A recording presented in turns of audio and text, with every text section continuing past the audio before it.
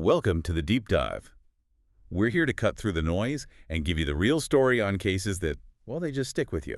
That's the goal. And today, we're diving deep into a mystery that's gripped this wealthy corner of Connecticut and really the world for almost 50 years now. That's a long one. We're going back to a really chilling night. October 30th, 1975, Halloween Eve, Mischief Night in Belhaven, Greenwich. Starts out with teenage pranks. Yeah, pretty standard stuff for the time. But it ends in just unspeakable horror. 15-year-old Martha Moxley found brutally murdered. It's a shocking scene to even imagine. And the question has just lingered for decades. Who killed Martha Moxley? And why has this case, with all its, high society links and these wild legal twists, why has it stayed so compelling? It's got all the elements, unfortunately. Tragedy, wealth, mystery. So our mission here is simple. We're going to pull apart the sources, the reports, everything we can find about Martha's death. We'll walk you through the investigation, the legal roller coaster, the shifts in perception, give you that shortcut to really understanding this tragic, remarkable case. Get you up to speed on nearly half a century of developments. Let's start with Martha herself. Martha Elizabeth Moxley, born August 16th, 1960, a high school student. Her life just tragically ended October 30, 1975. She was only 15. Just a kid, really. And the shock in that quiet, affluent neighborhood, it must have been immediate. A crime like that, it just shatters everything, especially in a place people think is safe. Exactly. Wealth, privilege. It's supposed to insulate you, right, but this showed it doesn't. And then almost instantly there was this connection that just blew the story up globally. Right across the street. Yeah, you've hit on the critical early detail there. The Skakel family lived right across from the Moxleys. They became central almost immediately. And not just any family. No, not at all. They were connected to the Kennedys. Michael and Thomas Skakel, the sons, were nephews of Ethel Skakel Kennedy, Robert F. Kennedy's widow. Wow. So instant media frenzy. Oh, absolutely. That Kennedy connection meant this wasn't just a local murder anymore. It was international news. Yeah. It put the investigation under this intense spotlight from day one, probably influenced how things were handled, public opinion, everything. It cast this huge, complicated shadow over the whole thing for decades. Yeah, you can see how that would change everything. Okay, so let's rewind to that night, October 30th. What do we know about Martha's last hours?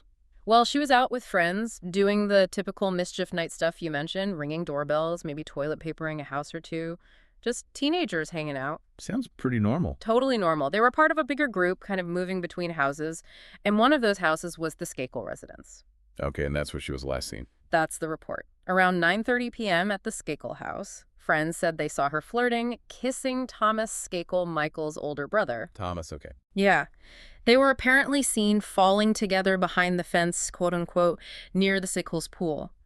That moment, looking back, it becomes incredibly significant. The last time anyone admits seeing her alive. Chilling. And then the next morning, Yeah. Halloween, of the discovery. Yeah. October 31st, Martha's body was found, not far away, tragically, under a tree in her own family's backyard. Oh, terrible. And the scene itself. Her pants and underwear were pulled down, which, immediately suggests sexual assault. Right. But here's a critical point. The autopsy later found no evidence of sexual assault. The cause of death was blunt force trauma. Just a horrifically violent attack. So not sexual assault. What about the weapon? Did they find one? They did. Pieces of a golf club, a 6-iron broken, found near the body. Golf club. Yeah. The autopsy shows she'd been bludgeoned and stabbed with it, like a frenzy.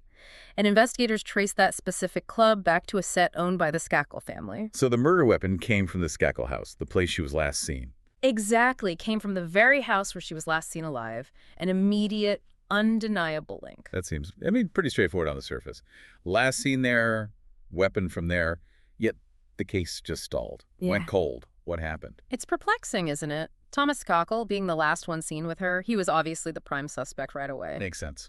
But his father, Rushton Skakel, he stepped in, forbade police access to Tom's school records, his mental health records. That kind of obstruction, whether it was deliberate covering up or just, protective parenting, it definitely complicated things from the get-go. Okay, so that's one hurdle. Any others? There was another person of interest early on, Kenneth Littleton. He was a live-in tutor for the Skakels. And get this, he'd only started working there hours before the murder. Wow, talk about timing. Right, so you've got that, you've got the family possibly stonewalling, the Kennedy connection looming over everything, no charges were filed. And the case just, like you said, languished for decades, left the Moxleys, the whole community just twisting in the wind. That must have been incredibly frustrating. Just years of nothing. Immense frustration. But the public interest didn't die down, did it? Well, Even without official movement, people were still fascinated. We saw those books come out later. yeah, that's true. Even during the cold years, the story kept bubbling up. Dominic Dunn's novel, A Season in Purgatory in '93, clearly inspired by the case. Then Mark Furman's nonfiction Murder in Greenwich in '98. The detective from the O.J. case. Right, that's the one. And Timothy Dumas's A Wealth of Evil in '99. These books weren't just crime reporting. They tapped into this public fascination with the mix of wealth, privilege, and this horrible unsolved crime. They kept asking the uncomfortable questions. It's wild that it stayed cold for so long. Yeah. And then the thing that finally cracked it open, Mm. it wasn't even directly related, some rumor. It's one of the strangest twists in the whole saga. 1991, William Kennedy Smith, another Kennedy relative, is on trial for rape done in Florida. Completely separate case. But somehow, this rumor starts floating around that maybe, just maybe, Smith had been at the Skakel house back in '75 on the night Martha died. Maybe involved somehow. Was there any truth to it? Absolutely none. He was nowhere near Greenwich. Totally unfounded rumor. But just the insinuation, the whiff of another Kennedy connection to this specific night, that was apparently enough. It prompted authorities to actually reopen the Moxley cold case file. Wow. So a false rumor breathes life back into it. And what did reopening the case uncover? I know the family hired their own investigators around this time, too. Yeah, that's another layer. Rushton Skakel, Michael's father, had hired a private detective agency, Sutton Associates, back in '91, probably trying to clear the family name, you know. Right. But their report, the Sutton report, it eventually got leaked. Yeah. And it contained something huge. What was that? It revealed that both Thomas and Michael Skakel had changed their stories significantly about where they were and what they were doing on the night Martha was killed. Both of them, not just Thomas. Both of them. This wasn't just forgetting small details. These were major shifts in their accounts. It immediately raised red flags. Why the changes after all this time? And Michael Skakel's story, that took a particularly strange turn, didn't it? It really did. His alibi evolved quite a bit. Eventually, he landed on this very specific story, claiming he'd climbed a tree on the edge of the Moxley property around 11:30 p.m. to 12:30 a.m. Okay. Doing what? He said he was peeping, window peeping, and masturbating in the tree. Seriously. Yeah, That's his alibi. that was his stated alibi. And given that Martha's body was found under a tree on her property, well, you can see how that detail became incredibly potent later on. The fact his story changed so much and ended up there, it just didn't look good. No kidding. And then there was testimony from a school. Yes, the Elan School. This was another huge piece. Michael had attended Elan, which was this pretty controversial residential treatment center for troubled kids. Okay. 2 former students came forward. They testified that they'd heard Michael Skakel confess to killing Martha Moxley, said he'd done it with a golf club. A confession. To other students. That's what they claimed. One of them, Gregory Coleman, even testified, Michael bragged about it, said something like, "I'm going to get away with murder. I'm a Kennedy." Wow.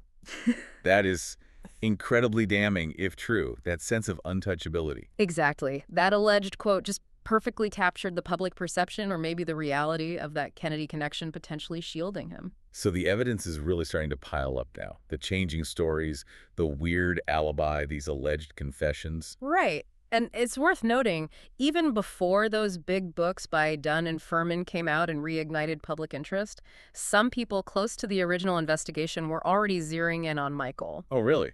Detectives Steve Carroll and Frank Garr from Greenwich PD, and a police reporter named Leonard Levitt. Sources say they were convinced pretty early on that Michael was the guy. The official investigation was finally catching up. Okay, so the momentum builds. How did it finally lead to an arrest? It took a special measure. In June 1998, they convened what's called a one-man grand jury.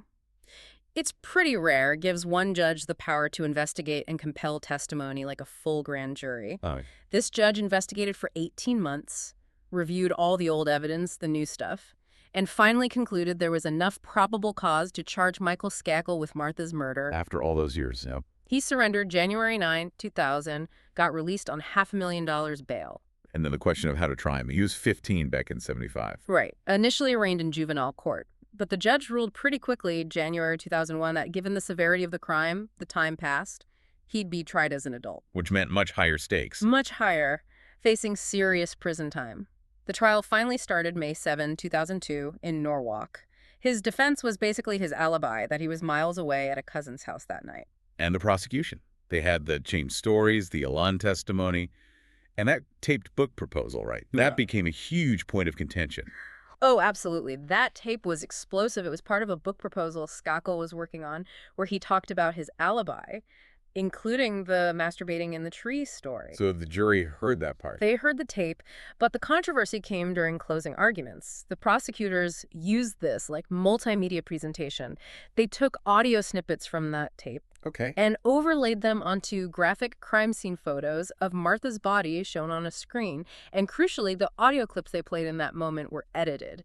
They cut out the part where he actually says jerking off. Wait, so they made it sound like... They made it sound like he was saying he was in the tree near the body, basically confessing without the self-incriminating but also potentially exculpatory context of the masturbation claim. That seems really manipulative. The defense screamed bloody murder, called it prosecutorial misconduct, highly prejudicial, designed to inflame the jury. It was incredibly controversial. I bet.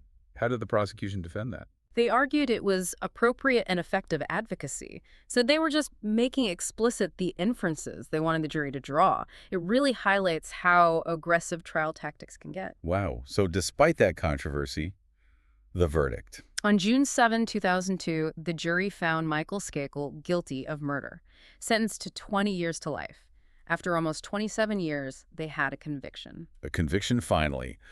But knowing this case, that wasn't the end of the road, was it? The Kennedy connection comes back into play again here post-conviction. It absolutely does.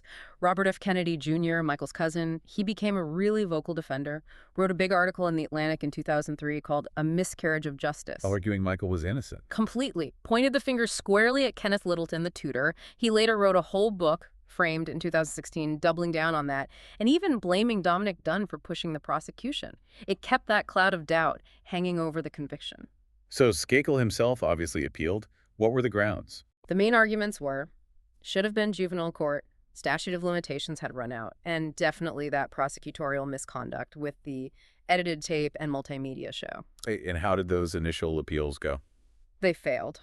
Both the Connecticut Supreme Court in 2006 and then the U.S. Supreme Court later that year, they upheld the conviction, said it was valid, looked like it might finally be settled. But his legal team kept pushing. There was another attempt in 2007, something about a new witness. Yeah, another twist. Yeah. His new lawyers filed for habeas corpus, basically challenging the legality of his imprisonment. And they brought forward this guy, Gaetano Tony Bryant. Who was he? Former classmate of Skakel's, also happened to be Kobe Bryant's cousin, oddly enough. Okay, and his story? Bryant claimed that his friends, not Skakel, were involved, said one of them wanted to assault Martha that night, claimed he didn't speak up earlier because he was black and feared being framed. That's a bombshell claim. Did it go anywhere? The judge heard him out, but ultimately denied a new trial, found Bryant's testimony wasn't credible, so that door closed. Okay, so appeals on procedure fail, new witness theory fails, but then the focus shifted to the quality of his original defense lawyer, Michael Sherman. Exactly. This became the key that unlocked everything. Years later, in October 2013, a Connecticut judge, Thomas Bishop, made a stunning ruling. He granted Skakel a new trial. On what grounds this time? Ineffective assistance of counsel. Judge Bishop ruled that Michael Sherman had failed to adequately represent Skakel. Said Sherman's failures were, quote, significant and ultimately fatal to a constitutionally adequate defense. Basically, Skakel didn't get a fair shake the first time around because his lawyer messed up. Wow. So after over a decade in prison, he was released on $1.2 million bail. GPS monitoring, couldn't leave the state, no contact with the Moxleys, but he was out. Unbelievable turnaround. But the legal whiplash in this case, it just keeps going, right? Right. What happened next? Just when you think it's settled one way, nope. 3 years later, December 2016, the Connecticut Supreme Court steps back in, and they reinstated the conviction. They overturned the judge who granted the new trial. Yep. In a close 4-3 decision, they said, hold on, the evidence against Skakel was overwhelming, and Sherman's defense was adequate. Contradicted the lower judge completely. The narrow vote just showed how divided even the top court was. So, back to prison. Well, the legal wrangling continued, but the conviction was back on the books. It was just Dizzying. And then, don't tell me. Another reversal. You guessed it. It's almost hard to keep track. May 2018, the same Connecticut Supreme Court reverses itself again. How is that even possible? They revisited the ineffective counsel claim. This time they decided that, yes, Sherman had been ineffective, specifically because he failed to track down and present a potential alibi witness whose name Skakel had given him. They ruled that failure deprived Skakel of a fair trial, so conviction vacated, again, ordered another new trial. This is unbelievable, the legal system tying itself in knots. It really showcases the fallibility, the complexity. When a case goes on this long, with so many appeals focusing on different aspects each time, the final decision then fell to the prosecutors. Try him again. For a third time after all this. And what did they decide? On October 30, 2020 marked the date. The 45th anniversary of Martha's murder, the state announced its decision. They would not retry Michael Skakel. Why not? The chief state's attorney basically said too much time had passed. Evidence degrades, witnesses die or forget. The previous legal battles muddied the waters. They concluded they couldn't prove the case beyond a reasonable doubt to a new jury. So it just ends like that. Effectively, yes. No. The legal case against Michael Skakel closed. No final conviction standing, but no exoneration either, just suspended animation. What an absolutely incredible saga. And you can see why it's stuck in the public imagination. It's been everywhere in pop culture. Oh, totally. From the old shows like Unsolved Mysteries, City Confidential, to newer ones like Cold Case, Mugshots. There's that rap song, The Oxygen Doc, the Crime Junkie episode. And RFK Jr.'s book was optioned for TV too, right? Yeah, it just shows this enduring fascination. People still want answers, still want to understand what really happened that night. The unresolved nature just keeps pulling us back in. So we've traced this whole journey, from Mischief Night horror in a quiet town to this global spectacle. High society, the Kennedy link, the changing stories, the confessions, the conviction, the reversals, just decades of twists. It really is a case study in how complex and drawn out the pursuit of justice can become, especially when those elements of wealth and influence are involved. And despite everything, the investigation, the trial, the conviction, the appeals, the vacating that fundamental question, who definitely killed Martha Moxley? Legally speaking, it's kind of unanswered now, isn't it? It is. For many people, the final legal outcome feels deeply unsatisfying. A conviction was won, served time for, and then undone on legal grounds, not necessarily on proof of innocence. It leaves this lingering ambiguity. Which brings us to a final thought for you, listening. In a case like this, tangled up with wealth, fame, privilege, where the legal system itself went through such an incredible back and forth over decades, does an ending without a final standing conviction actually represent justice for Martha, for her family? What does it tell us about our ability to find truth for resolution when a case gets this complicated, this old, this high profile? Is it possible for a crime to effectively remain unsolved in the public mind, maybe even in reality, even after someone was convicted, if that final chapter just refuses to close? Something to think about.